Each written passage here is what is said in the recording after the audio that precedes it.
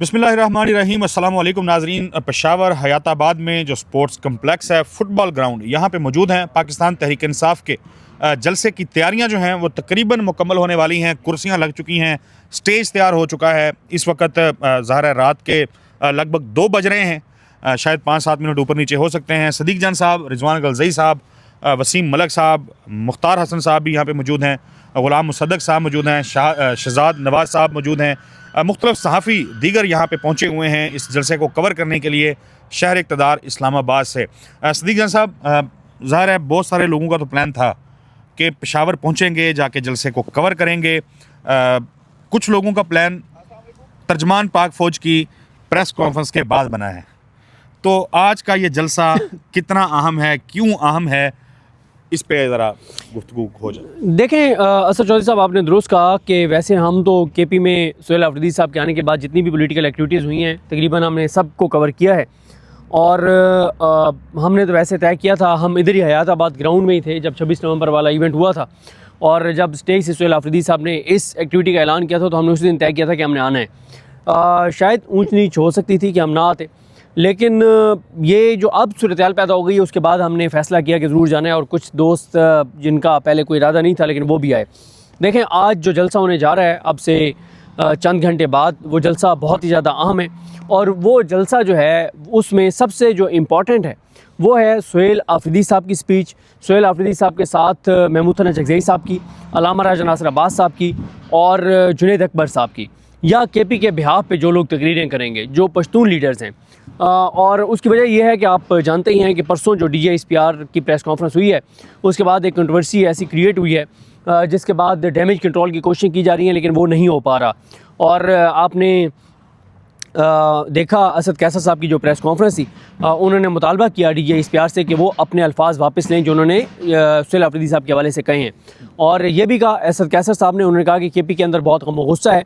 और असद चौधरी साहब, हम ये बात पहले भी कह रहे थे कि इस जलसे में जितने लोगों ने आना था अब उससे 3 गुना ज़्यादा लोग आएंगे। उसकी वजह यह है कि अब सबको इंतज़ार है कि सुहेल अफरीदी क्या कहेंगे। और ये इतलात आ रही है कि सुहेल अफरीदी जो है उस प्रेस कॉन्फ्रेंस में अपने ऊपर किए गए हमलों का जवाब आज इस जलसे में देंगे। लेकिन सूरत-ए-हाल अब क्या होती है ये कुछ कहने कबल अज़ वक्त है। जैसे जो PTI की प्रेस कॉन्फ्रेंस थी वो पहले रखी गई जिसमें महमूद हसन चकज़ई साहब और अल्लामा राजा नासिर अब्बास साहब ने भी होना था, लेकिन वो दोनों क्योंकि अल्लामा साहब पाकिस्तान में नहीं थे और महमूद हसन चकज़ई साहब इस्लामाबाद में नहीं थे, तो इसलिए और जब अलामिया PTI का जारी किया गया तो उनसे पूछे बगैर ये लिख दिया गया कि वो भी प्रेस कॉन्फ्रेंस करेंगे। लेकिन वो क्योंकि थे नहीं तो इसलिए वो प्रेस कॉन्फ्रेंस तो नहीं कर सके। अच्छा, जब ये प्रेस कॉन्फ्रेंस शुरू होनी थी उससे पहले हमें यही लग रहा था कि बहुत जो है ना वो मतलब आग लगा देने वाली चीज़ें होंगी और बहुत सख्त बातें होंगी। लेकिन असद चौधरी साहब, उस प्रेस कॉन्फ्रेंस ने हैरान कर दिया। यानी इतनी मैच्योर प्रेस कॉन्फ्रेंस, इतनी शानदार प्रेस कॉन्फ्रेंस, यानी उसमें तमाम वो बातें थीं जो की जानी चाहिए थीं। लेकिन देखें ना, जिस तरह से वो कहा जाता है ना कि किसी को इग्नोर करना उसकी सबसे बड़ी सज़ा होती है, उन्होंने वो सारी बातें तो की कि इमरान खान कौन है, PTI ने जो प्रेस कॉन्फ्रेंस की, इमरान खान क्यों ज़रूरी है, तहरीक इंसाफ की क्या ताकत है। साथ उन्होंने इस्टेब्लिशमेंट के 78 साल किरदार के ऊपर जो एक मुकालमा शुरू किया अपनी उस प्रेस कॉन्फ्रेंस में, वो बड़े ज़बरदस्त तरीके से किया। लेकिन उसमें लब लहजा वो नहीं था जो लोग एक्सपेक्ट कर रहे थे, उसमें कोई बदतमीज़ी बद तहज़ीबी नहीं थी, अल्फाज का चुनाव वो नहीं था जो पहली प्रेस कॉन्फ्रेंस में किया गया था। उन्होंने कोई बिलो द बेल्ट बातें नहीं की। इतनी मैच्योर प्रेस कॉन्फ्रेंस जिसके हर बंदा उनको सोशल मीडिया पे अप्रिशिएट कर रहा है। ज़ाहिर है तहरीक इंसाफ के कुछ लोगों का, सोशल मीडिया पे वर्कर्स या पाकिस्तान के लोगों का ये ख्याल था कि नहीं, आपको उसी ज़बान में, उसी लब लहजे में जवाब देना चाहिए था जिस तरह से वो प्रेस कॉन्फ्रेंस की गई थी। लेकिन देखें, पाकिस्तान के लोगों ने सोशल मीडिया के ऊपर बहुत सख्त रिएक्शन दे दिया हुआ था। PTI ने बतौर पॉलिटिकल पार्टी जो रद्द-ए-अमल दिया है, एक बड़ी सियासी जमात का रद्द-ए-अमल यही होना चाहिए था। उन्होंने देखें बयानिया क्या बनाया है, उन्होंने बयानिया ये बनाया है कि जो प्रेस कॉन्फ्रेंस की गई है ये पाकिस्तान के अवाम और फ़ौज को लड़वाने की एक कोशिश थी और हम इस कोशिश को नाकाम बनाएंगे। उन्होंने कहा है कि हम पाकिस्तान को अनारकी की तरफ, खाना जंगी की तरफ और मतलब सिविल वॉर की तरफ हम नहीं जाने देंगे और पाकिस्तान हमारा है, इसको बचाना हमारी ज़िम्मेदारी है। और सलमान गनाजी साहब ने जिस तरह से बताया, उन्होंने कहा कि 1960 में कहा गया कि डेकेड ऑफ डेवलपमेंट है, फिर 1960 की दहाई में जो है उसके बाद फिर रसानिया मशरक़ी पाकिस्तान हो गया। उन्होंने एक एक डिक्टेटर का बताया, एक एक आमिर का बताया कि जब वो आया तो वो क्या दावे करके आया था, जब वो गया तो क्या करके गया था। सिद्दीक साहब मेनली वो तो चले, सलमान अकरम राजा साहब की प्रेस कॉन्फ्रेंस होगी जो उन्होंने कहना था। मैं हमने पहले एक वीडियो की इससे पहले यहाँ आके लोगों को बताया जब, तो मैंने उसमें कहा कि सलमान अकरम राजा हूँ, असद कैसर हूँ या बैरिस्टर गौहर हूँ, पाकिस्तान तहरीक इंसाफ के लोग उनको कोई इतना ज़्यादा संजीदा नहीं लेते। लोग देख रहे हैं महमूद खान अचकज़ई को, लोग देख रहे हैं अल्लामा राजा नासिर अब्बास को, लोग देख रहे हैं सुहेल खान अफरीदी को कि उनकी तरफ से क्या रद्द-ए-अमल आता है। तो आज मुख्तसरन बताइएगा कि आज आपको लगता है कोई बड़ा लाहे-अमल, मुस्तकबिल का लाहे-अमल को बड़ा ऐलान आज कर सकते हैं? देखें, पहली तो चीज़ है कि मैं आपसे बहुत शदीद इख्तलाफ करता हूँ कि आपका ये कहना कि लोग सलमान अकरम राजा साहब का आपने नाम लिया। सलमान अकरम राजा साहब का जो कद काट है वो मैं समझता हूँ कि उन दो शख्सियात की तरह ही है, महमूद खान अचकज़ई साहब और अल्लामा राजा नासिर अब्बास साहब की तरह। और लोग तहरीक इंसाफ के लोग उनको बहुत सीरियस लेते हैं क्योंकि उसकी वजह यह है कि इमरान खान साहब का उनके ऊपर 100% एतमाद है। और असद कैसर साहब, मैं कोई इतलात नहीं थी कि इमरान खान साहब ने उनके हवाले से कोई सख्त अल्फाज इस्तेमाल किए हैं, लेकिन मैं चेक नहीं कर सका कि ऐसी बात है या नहीं है। लेकिन मैं उनका भी समझता हूँ कि पिछले 3-3.5 साल में उनका पॉलिटिकल जो उनका किरदार था, मैं तो उसको बहुत अप्रिशिएट करता हूँ कि उनका किरदार अपोजिशन को साथ लाने में, करीब करने में बड़ा अहम किरदार रहा। बाकी देखें, आज महमूद खान अचकज़ई साहब और अल्लामा राजा नासिर अब्बास साहब की गुफ्तगू भी इंपॉर्टेंट होगी, लेकिन मैं ये नहीं समझता कि आज कोई वलाए अमल का ऐलान कर देंगे, क्योंकि देखें तहरीक इंसाफ ने आज जो हिकमत अमली अपनाई है उसका उनको फ़ायदा होगा कि उन्होंने एक विक्टिम कार्ड खेला है। पाकिस्तान के अंदर विक्टिम कार्ड चलता है। लोगों के सामने जब एक मुकालमा आप शुरू करते हैं और अपना केस लोगों के सामने लड़ते हैं तो उसका फ़ायदा होता है। और मैंने आपको बताया ना कि सलमान अकरम राजा साहब ने ऐसी बातें की हैं कि आप अगर एक हफ़्ते बाद लोगों में जाएंगे किसी चौक पे, चौराहे पे, ढाबे पे, तो लोग आपको वो बात करते हुए नज़र आएंगे जिस खूबसूरती से उन्होंने वो बात की है। बहुत सख्त उन्होंने बातें की हैं, लेकिन बहुत शानदार लहजे में और बहुत स्ट्रॉन्ग दलाइल के साथ। आज मुझे ऐसा लगा कि सलमान अकरम राजा साहब कोई पाकिस्तान का सबसे बड़ा मुकदमा लड़ रहे हैं और सुप्रीम कोर्ट के किसी फुल कोर्ट के सामने। तो आज वो सलमान अकरम राजा हमने देखे हैं जो पाकिस्तान का कुछ सबसे बेहतरीन वकील, पाकिस्तान का कुछ सबसे बड़ा मुकदमा 25 करोड़ लोगों के सामने लड़ रहा हो। बहुत शुक्रिया वसीम अलग साहब। मैं आपकी तरफ बढ़ता हूँ रज़वान साहब की इजाज़त से। वसीम साहब, लाहे-अमल देना, मुख्तलिफ़ चीज़ें ज़ाहिर है, मुख्तलिफ़ डिस्कशंस उसके ऊपर हो रही हैं। आज बल्कि प्रेस कॉन्फ्रेंस में कहा गया कि पहले हम इमरान खान की रिहाई की बात करते थे, अब हम उन तक वो जो है रसाई की बात करते हैं। तो आपको क्या लगता है कि उस रसाई के लिए, उन राब्तों के लिए, उस मुलाकात के चक्कर में उस हवाले से कोई ऐलान मुतवक्के है?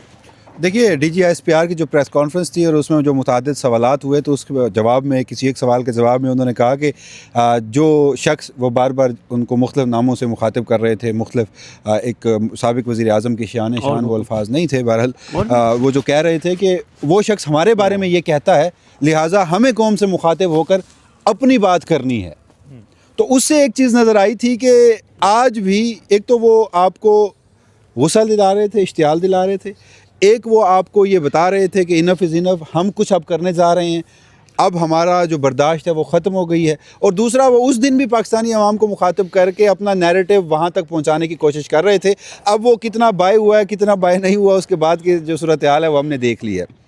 इसमें जो सबसे अहम चीज़ है ना हमारे लिए, वो ये कि अभी हम वो गुफ्तगू भी कर रहे थे, जो एक नई चीज़ हुई है, और वो नई भी इस तरह से नहीं है। इमरान खान की मुलाकातें पहले भी रेगुलर नहीं हो रही। जो फ़ौरन एक काम हुआ है ना उस प्रेस कॉन्फ्रेंस के बाद, वो अनाउंसमेंट हो गई है।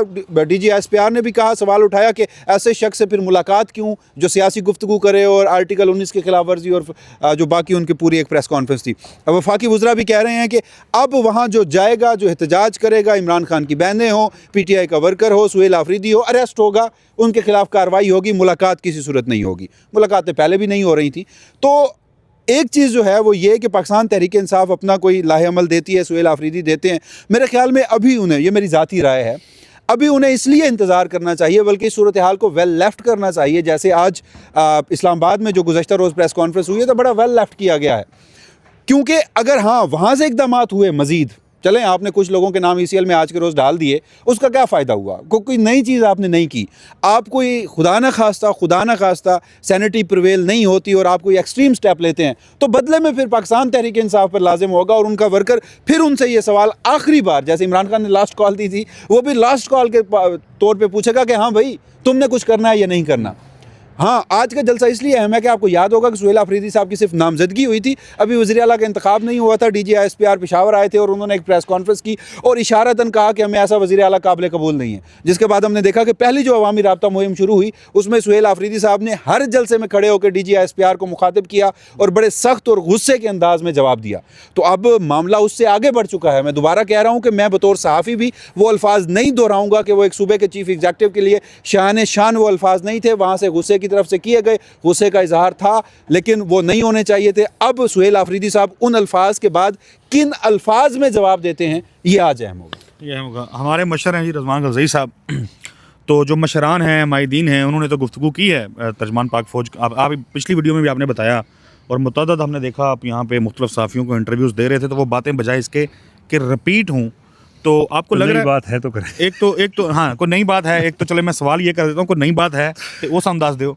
दूसरा रज़वान गलज़ई साहब, एक तो वो गौर हो रहा था ना कि मज़म्मती करारदाद खैबर पख्तूनख्वा असम्बली से मंजूर हो सकती है, वज़ीर आला के ख़िलाफ़ जो ज़ुबान इस्तेमाल हुई उसके ऊपर PTI गौर कर रही है। दूसरा जो मशरान हैं कबायली होने की बात बार बार सुहेल अफरीदी करते हैं, तो आज वहाँ की रिप्रेजेंटेशन जो है वो ज़्यादा हो सकती है।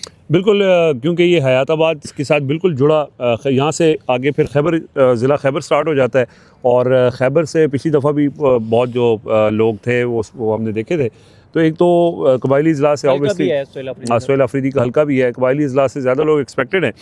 लेकिन जो इसके अंदर देखें ना, जो हम बात कर रहे हैं कि इस जलसे की अहमियत इसलिए बढ़ गई कि वो एक प्रेस कॉन्फ्रेंस से लोगों को जवाज़ मिल गया, तो एक तो लोग अपना गम और गुस्से का इजहार करना भी ज़ाहिर है, आपके पास और कोई रास्ता नहीं है, तो उसमें ये इस जलसे के अंदर वो आ सकते हैं। दूसरा स्पेसिफिकली ना, ठीक है वो जलसा हो जाएगा, जलसे का रद्द-ए-अमल भी आ जाएगा और वो हमने तफसील से उसको डिस्कस किया है। देखिए एक चीज़ जो है ना, DGISPR ने जो उनकी जो प्रेस कॉन्फ्रेंस थी ना, बेसिकली वो रद्द-ए-अमल था इमरान खान के उस ट्वीट का, जो मुसलसल ट्वीट्स वो करते जा रहे थे, ये उनका रद्द-ए-अमल था। तो अब उस रद्द-ए-अमल का फिर रद्द-ए-अमल और रद्द-ए-अमल का फिर रद्द-ए-अमल, ये सिलसिला तो चलता रहेगा ना। असल बात ये है कि एक्शंस क्या हो सकते हैं इस टाइम पे। एक्शंस जो वफाक के पास ऑप्शंस हैं वो खैबर पख्तूनख्वा के हवाले से वो है गवर्नर राज का यहाँ पे नफाज करना, और उस ऑप्शन के हवाले से वो बार बार लफ्ज़ी तौर पर तो ये कह रहे हैं कि हम करेंगे, लेकिन क्या वो अमली तौर पर कर सकते हैं? वो तो खैबर पख्तूनख्वा की जो दूसरी सियासी जमातें वो भी ये समझती हैं कि ये एक बहुत बड़ी एक गलती होगी उनकी कि अगर वो खैबर पख्तूनख्वा में गवर्नर राज नाफिज करते हैं। सो ये अमली इक़दाम के हवाले से, जैसे कल उन्होंने कहा कि जी के ECL में नाम डाल दिए या मुकदमा दर्ज कर लिए, अडयाला के बाहर लोग आएंगे तो अडयाला के बाहर लोगों के ऊपर मुकदमे हो जाएंगे। ये सिलसिला इसी तरह चलता रहेगा। जो लोग इंतज़ार कर रहे हैं वो ये इंतज़ार कर रहे हैं कि आप जो इमरान खान की रिहाई के लिए जो तहरीक चलनी है, जो सड़कों पे निकलना है, जो लोगों को निकालना है, वो कैसे निकलेंगे। आप कह रहे होंगे पता नहीं मैं क्यों हंस रहा हूँ। हाँ, वो सदीक जान साहब ने ना एक एक्शन स्टार्ट किया नया। हाँ, तो वो जब मैं देखता हूँ ना तो वो मुझे बहुत ज़्यादा रिपीट करते हैं, तो वो रिपीट अभी कर रहे थे तो मेरी हंसी आ गई। अच्छा मैं जाते जाते वो बैरिस्टर गौहर का उन्होंने तस्करा किया ना, चुके मैंने इस्लामाबाद के वो 3 लोगों की बात की थी, तो उसमें आपने सफाई असद कैसर साहब की भी पेश कर दी थी, सलमान करम राजा साहब की भी पेश कर दी थी। बैरिस्टर गौहर की आपने सफाई पेश नहीं की थी, जिन्होंने इमरान खान के उस ट्वीट को नापसंदीदा करार दिया जिसका तस्करा रज़वान गलज़ई साहब ने किया। जाते जाते नाजरीन, लाहौर में ज़माना तालिब इल्मी में हमारे दोस्त थे हमाद अमान साहब, इलेक्शन भी लड़ा उन्होंने लाहौर से, तो उन्होंने भी थोड़ी देर पहले ट्वीट किया, उनके घर पे रेड किया गया है, उनके घर पे जाके फैमिली के साथ बदतमीज़ी की गई है। तो अंदाज़ा लगाएं कि पेशावर का जलसा है हयाताबाद का, जिसमें पंजाब के लोगों को ऐसा कोई कॉल भी नहीं दी गई उस तरीके से, तो वहाँ पे रेड शुरू हो गए। मेरा ख्याल है इसकी वजह वो नहीं है, मैं इधर करीब कर रहा हूँ क्योंकि माइक इधर लगे हुए हैं। चले तो मेरा ख्याल है कि ये जो छापे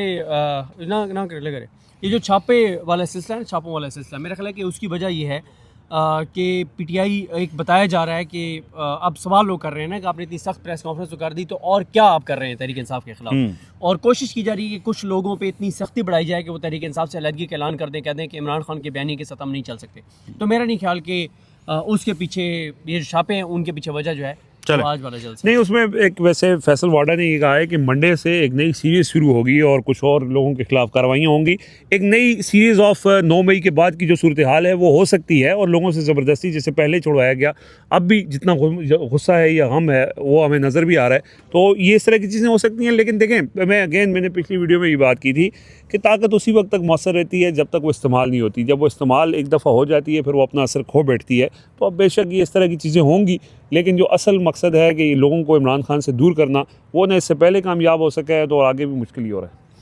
चलें जी, देखते हैं जलसा से आज क्या ऐलान होता है, क्या लाहे अमल और क्या बयानात सामने आते हैं। अगली वीडियो तक के लिए हमें इजाज़त दीजिए। अल्लाह हाफिज़।